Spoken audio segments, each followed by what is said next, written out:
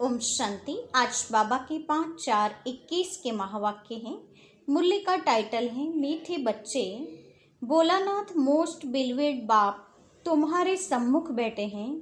तुम प्यार से याद करो तो लगन बढ़ती जाएगी, विघ्न खत्म हो जाएंगे। प्रश्न है, ब्राह्मण बच्चों को कौन सी बात सदा याद रहे तो कभी भी विकर्म न हो? उत्तर है, जो कर्म हम करेंगे हम देख और भी करेंगे, यह याद रहे तो विकर्म नहीं होगा। अगर कोई छिपा कर भी पाप कर्म करते तो धर्मराज से छिप नहीं सकता, फौरन उसकी सजा मिलेगी। आगे चल और भी मार्शल लो हो जाएगा। इस इंद्र सभा में कोई पति छिप कर बैठ नहीं सकता। गीत है, भोलेनाथ से निराला और कोई नहीं। ओम शांति। मीठे मीठे रूहानी बच्चे जानते हैं कि अब रूहानी बाप हमको यह सृष्टि के आदि मध्य अंत का ज्ञान सुना रहे हैं। उनका नाम ही है भोलानाथ। बाप बहुत भोले होते हैं, कितनी तकलीफ सहन करके भी बच्चों को पढ़ाते हैं, संभालते हैं। फिर जब बड़े होते हैं तो सब कुछ उनको दे खुद वानप्रस्थ ले लेते हैं। समझते हैं कि हमने फर्ज अदाई पूरी की, अब बच्चे जाने तो बाप भोले ठहरे ना। यह भी अभी तुमको बाप समझाते हैं, क्योंकि खुद भोलेनाथ हैं तो हद के बाप के लिए भी समझाते हैं कि वह कितने भोले हैं। वह हुए हद के भोले, यह फिर हैं बेहद का भोलानाथ बाप। परमधाम से आते हैं, पुरानी दुनिया पुराने शरीर में। इसीलिए मनुष्य समझते हैं कि पुराने पतित शरीर में कैसे आना होगा। न समझने के कारण पावन शरीर वाले कृष्ण का नाम डाल दिया है। यही गीता वेद शास्त्र आदि फिर भी बनेंगे। देखो शिव बाबा कितना भोला है। आते हैं तो भी भाषणा ऐसी देते हैं जैसे कि बाप यहाँ ही बैठा है। यह साकार बाबा भी भोला है ना। कोई दुपट्टा नहीं, कोई तिलक आदि नहीं, बल्कि साधारण बाबा तो बाबा ही हैं। बच्चे जानते हैं कितने यह सारी नॉलेज शिव बाबा ही देते हैं और कोई की ताकत नहीं जो दे सके। दिन प्रतिदिन बच्चों की लगन बढ़ती जाती है। जितना बाप को याद करेंगे उतना लव बढ़ेगा। बिलवेड मोस्ट बाप है ना। न सिर्फ अभी परंतु भक्ति मार्ग में भी तुम बिलवेड मोस्ट समझते थे। कहते थे बाबा जब आप आएंगे तो और सबसे लव छोड़ एक बाप के साथ लव रखेंगे। तुम अभी जानते भी हो, परंतु माया इतना लव करने नहीं देती है। माया चाहती नहीं कि यह मुझे छोड़ बाप को याद करें। वह चाहती है कि देह अभिमानी हो मुझे लव करें।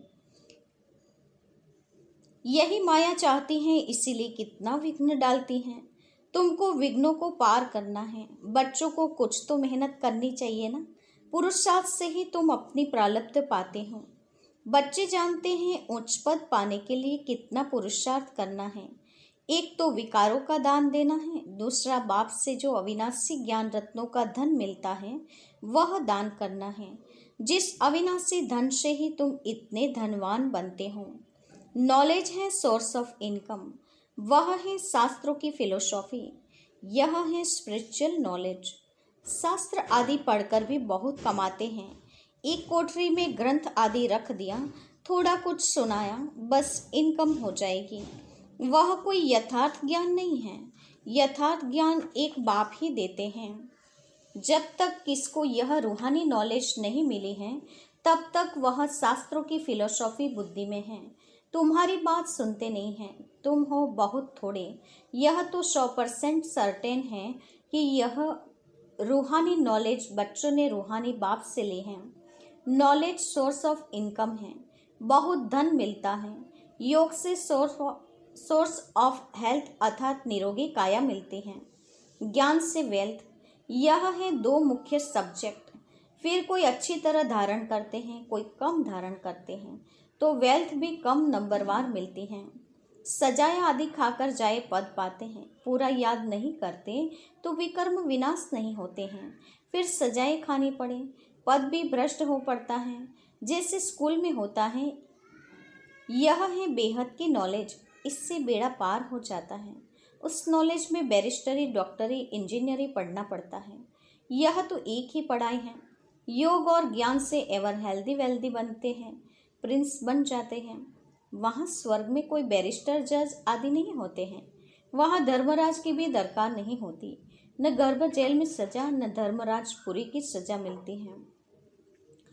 गर्भ महल में बहुत सुखी रहते हैं। यहाँ तो गर्भ जेल में सजाएं खानी पड़ती हैं। इन सब बातों को तुम बच्चे ही अब समझते हो। बाकी शास्त्रों में, संस्कृत में श्लोक आदि मनुष्यों ने बनाए हैं। पूछते हैं सतयुग में भाषा कौन सी होगी? बाप समझाते हैं जो देवताओं की भाषा होगी वही चलेगी। वहाँ की जो भाषा होगी वह कहीं नहीं हो सकती। ऐसे हो नहीं सकता कि वहाँ संस्कृत भाषा हो। देवताओं और पतित मनुष्यों की एक भाषा हो नहीं सकती। वहाँ की जो भाषा होगी वही चलेगी। यह पूछने का रहता नहीं। पहले बाप से वर्षा तो ले लो। जो कल्प पहले हुआ होगा वही होगा। पहले वर्षा लो, दूसरी कोई बात पूछो ही नहीं। अच्छा, 84 जन्म नहीं है, 80 व 82 हो, इन बातों को तुम छोड़ दो। बाप कहते हैं अल्फ को याद करो। स्वर्ग की बादशाही बरोबर मिलती है ना। अनेक बार तुमने स्वर्ग की बादशाही ली है, चढ़ाई से उतरना भी तो है। अभी तुम मास्टर ज्ञान सागर, मास्टर सुख सागर बनते हो। तुम पुरुषार्थी हो। बाबा तो कंप्लीट हैं। बाप में जो नॉलेज है वह बच्चों में है, परंतु तुमको सागर नहीं कहेंगे। सागर तो एक होता है, सिर्फ अनेक नाम रख दिए हैं। बाकी तुम हो ज्ञान सागर से निकली हुई नदियाँ। तुम हो मानसरोवर नदियाँ। नदियों पर नाम भी हैं। ब्रह्मपुत्रा बहुत बड़ी नदी है। कलकत्ते में नदी और सागर का संगम है। उसका नाम भी है डायमंड हार्बर। तुम ब्रह्मा मुखवंशावली हीरे जैसे बनते हो। बड़ा भारी मेला लगता है। बाबा इस ब्रह्मा तन में आकर बच्चों से मिलते हैं। यह सब बातें समझने की हैं। फिर भी बाबा कहते हैं मन मना भव। बाबा को याद करते रहो। वह मोस्ट बिलवेड, सर्व संबंधों की शक्रीन है। वह सब संबंधी हैं विकारी, उनसे दुख मिलता है। बाबा तुमको सबका एवजा दे देते हैं, सब संबंधों का लव देते हैं। कितना सुख है। और कोई इतना सुख दे नहीं सकते। कोई देते हैं तो अल्पकाल के लिए, जिसको ही सन्यासी कागविष्ठा के समान सुख कहते हैं। दुख धाम में तो जरूर दुख ही होगा। तुम बच्चे जानते हो हमने यह अनेक बार पार्ट बजाया है, परंतु हम उच्च पद कैसे पाए उनका फिक्र रहना चाहिए। बहुत पुरुषार्थ करना है कि हम वहाँ फेल न हो जाएं। अच्छे नंबर से पास होंगे तो उच्च पद पाएंगे और उनको खुशी भी होगी। सब एक समान हो न सके। जितना योग होगा। बहुत गोपिकाएं हैं जो कभी मिली भी नहीं हैं, बाप से मिलने के लिए तड़पती हैं। साधु सन्यासियों के पास तड़पने की बात नहीं रहती है। यहाँ तो शिव बाबा से मिलने के लिए आते हैं। वंडरफुल बात है ना। घर में बैठकर याद करते हैं, शिव बाबा हम आपके बच्चे हैं। आत्मा को स्मृति आती है। तुम बच्चे जानते हो हम शिव बाबा से कल्प कल्प वर्षा लेते हैं। वही बाप कल्प के बाद याद आया हुआ है तो देखने बगैर रह न सके। आत्मा जानती है बाबा आया है। शिव जयंती भी मनाते हैं, परंतु जानते कुछ भी नहीं। शिव बाबा आकर पढ़ाते हैं, यह कुछ भी नहीं जानते। नाम मात्र शिव जयंती मनाते हैं, छुट्टी भी नहीं करते हैं। वर्षा जिसने दिया उसका कुछ महत्व नहीं, और जिसको वर्षा दिया कृष्ण को, उसका नाम बाला कर दिया है। खास भारत को आकर हेवन बनाया है। बाकी सबको मुक्ति देते हैं, चाहते भी सब हैं। तुम जानते हो मुक्ति के बाद जीवन मुक्ति मिलेगी। बाप आकर माया के बंधन से मुक्त करते हैं। बाप को कहा जाता है सर्व का सद्गति दाता। जीवन मुक्ति तो सबको मिलती है, नंबरवार पुरुषार्थ अनुसार। बाप कहते हैं यह है पतित दुनिया दुखधाम। सुखधाम में तुमको कितना सुख मिलता है। उनको कहते हैं बहिश्त। अल्लाह ने बहिश्त किस लिए रचा? क्या सिर्फ मुसलमानों के लिए रचा? अपनी अपनी भाषा में कोई स्वर्ग कहते हैं, कोई बहिश्त कहते हैं। तुम जानते हो हेवन में सिर्फ भारत ही होता है। ये सब बातें तुम बच्चों की बुद्धि में नंबरवार पुरुषार्थ अनुसार बैठी हैं। एक मुसलमान भी कहता था हम अल्लाह के गार्डन में गए। ये सब साक्षात्कार होते हैं, ड्रामा में पहले से ही नूंदा हुआ है। ड्रामा में जो होता है सेकंड पास हुआ कहेंगे कल पहले भी हुआ था। कल क्या होना है यह पता नहीं है। ड्रामा पर निश्चय चाहिए जिसमें कोई फिक्र नहीं रहेगा। हमको तो बाबा ने हुक्म दिया है, मामे कम याद करो और अपने वर्षे को याद करो। ख़त्म तो सबको होना है, कोई एक दो के लिए रो भी नहीं सकेंगे। मौत आया और गया, रोने की फुर्सत नहीं रहेगी, आवाज़ ही नहीं निकलेगा। आजकल तो मनुष्य राख भी लेकर कितना परिक्रमा करते हैं, भाव बैठा हुआ है, सब वेस्ट ऑफ टाइम। इसमें रखा ही क्या है, मिट्टी मिट्टी में मिल जाएगी। इससे भारत पवित्र बन जाएगा क्या? पतित दुनिया में जो काम करते हैं पतित ही करेंगे। दान पुण्य आदि भी करते आए हैं, क्या भारत पावन बना है? सीढ़ी उतरनी ही है। सतयुग में सूर्यवंशी बने फिर सीढ़ी उतरनी पड़े, धीरे धीरे गिरते हैं। बल कितना भी यज्ञ तप आदि करें फिर भी दूसरे जन्म में अल्पकाल का फल मिलता है। कोई बुरा कर्म करता है उसका भी एवजा उनको मिलता है। बेहद का बाप जानते हैं बच्चों को पढ़ाने आए हैं, तन भी साधारण लिया है, कोई तिलक आदि लगाने की दरकार नहीं। तिलक तो भक्त लोग बड़े देते हैं परंतु ठगते कितना है। बाबा ने कहा है मैं साधारण तन में आता हूँ, आकर बच्चों को पढ़ाता हूँ। वानप्रस्थ अवस्था ठहरे, कृष्ण का नाम क्यों डाला? यहाँ जज करने की भी बुद्धि नहीं है। अभी बाबा ने राइट रॉन्ग जज करने की बुद्धि दी है। बाप कहते हैं तुम यज्ञ तप दान पुण्य करते शास्त्र पढ़ते आए, क्या उन शास्त्रों में कुछ है? हमने तुमको राजयोग सिखलाकर विश्व की बादशाही दी कि कृष्ण ने दी? जज करो। कहते हैं बाबा आपने ही सुनाया था, कृष्ण तो छोटा प्रिंस है, वो कैसे सुनाएंगे? बाबा आपके ही राजयोग से हम यह बनते हैं। बाप कहते हैं शरीर पर भरोसा नहीं है, बहुत पुरुषार्थ करना है। बाबा को समाचार सुनाते हैं फलाना बहुत अच्छा निश्चय बुद्धि है। मैं कहता हूँ बिल्कुल निश्चय नहीं है। जिनको बहुत प्यार किया वह आज नहीं है। बाबा तो सबके साथ प्यार से चलता है, जैसे कर्म मैं करूँगा मुझे देख और करेंगे। कहीं तो विकार में जाए फिर छिपकर आए बैठते हैं।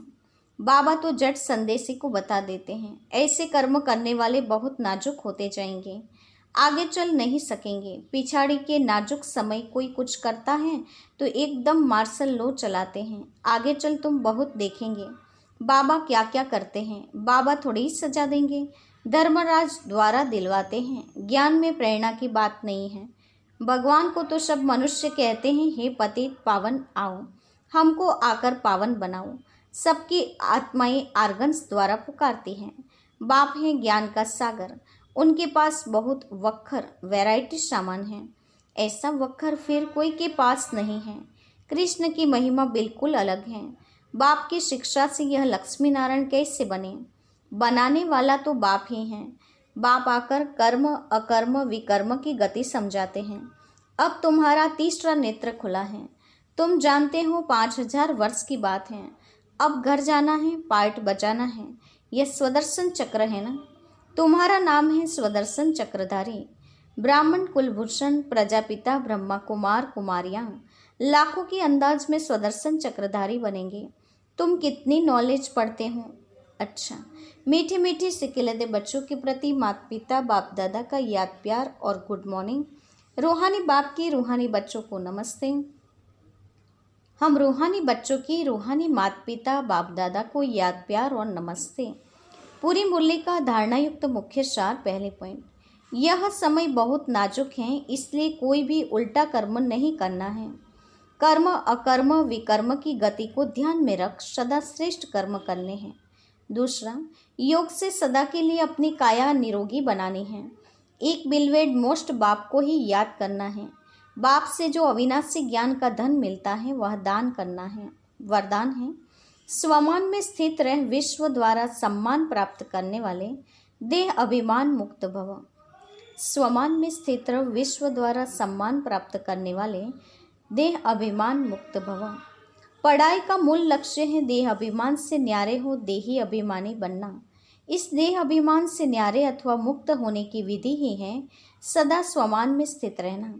संगम युग के और भविष्य के जो अनेक प्रकार के स्वमान हैं उनमें किसी एक भी स्वमान में स्थित रहने से देह अभिमान मिटता जाएगा। जो स्वमान में स्थित रहता है उन्हें स्वतः मान प्राप्त होता है। सदा स्वमान में रहने वाले ही विश्व महाराजन बनते हैं और विश्व उन्हें सम्मान देती हैं।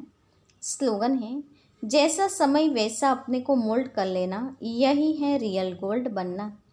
जैसा समय वैसा अपने को मोल्ड कर लेना, यही है रियल गोल्ड बनना। आज के मुख्य पॉइंट्स हैं। आज विशेष बाबा ने हम बच्चों को बताया है कि अभी तुम मोस्ट बिलवेड बाप के सम्मुख बैठे हो। उनके प्यार से तुम याद करने से तुम्हारी लगन भी बढ़ेगी और विघ्न सारे समाप्त होते जाएंगे। बाबा ने कहा तुम ब्राह्मण बच्चों के लिए आगे चल बहुत मार्शल लो होते जाएंगे। कोई भी इंद्र सभा में पतित आकर छिप कर बैठ नहीं सकेगा, क्योंकि धर्मराज के सामने कुछ भी छिप नहीं सकता। बाप भले भोलानाथ हैं, भोला है, बच्चों को सब कुछ देता है, लेकिन फिर भी धर्मराज भी साथ हैं, वो बात याद रखनी चाहिए। साथ ही हमें ये याद रखना चाहिए कि हमें देख और कर्म करेंगे। यदि ये बात ध्यान रहेगी तो विकर्म कभी नहीं होंगे। बाबा ने कहा देह अभिमानी हो मुझे याद करना है। साथ ही बाबा ने कहा देही अभिमानी होकर मुझे याद करने से माया के सारे विघ्न समाप्त हो जाएंगे। तुम्हें अभिलव एक बाप से रखना है। सृष्टि के आदि मध्य अंत के ज्ञान एक बाप ही दे सकता है, बाकी किसी की ताकत नहीं होती है। बाबा ने कहा कितने जन्म होते हैं सृष्टि चक्र में, 80 व 82, इन सारी बातों में तुम नहीं जाओ। केवल तुम्हें बाप से वर्षा लेना है। तुम अभी पुरुषार्थी हो। बाबा ने टाइटल दिया है, तुम मास्टर ज्ञान सागर, मास्टर सुख सागर बनते हो, लेकिन सारा ज्ञान तो बाप के पास ही होता है। आखिर सागर एक होता है, तुम सारी हो नदियाँ। साथ ही बाबा ने कहा बाप हमको राजयोग सिखलाकर विश्व की बादशाही देती हैं या कृष्ण देता है, ये तुम जज करो। बाबा ने तो ज्ञान सुनाया है, तो बाबा कहते हैं पुरुषार्थ करके आगे जाना है। ये ज्ञान कृष्ण नहीं बाप ही सुना सकता है, इस बात में पूरा निश्चय होना चाहिए। बाबा के पास जैसे कि वक्खर वैरायटी सामान है, ज्ञान के वैरायटी पॉइंट्स हैं, ऐसा वक्खर किसी के पास नहीं हो सकता। कृष्ण की महिमा अलग है और बाप की महिमा अलग है। बाप अभिज्ञान देकर हमारा तीसरा नेत्र खोलते हैं, स्वदर्शन चक्रधारी बनाते हैं। बाबा ने कहा समय बहुत नाजुक आने वाला है, इसीलिए उल्टा कर्म नहीं करना है। बाप से जो अविनाशी ज्ञान धन मिलता है वह दान भी करते जाना है और स्वमान में स्थित रहते हुए विश्व द्वारा सम्मान प्राप्त करेंगे तो अभिमान मुक्त बन सकते हैं और जैसा समय वैसा अपने को मोल्ड करने वाले ही रियल गोल्ड कहला सकते हैं। अच्छा, ओम शांति।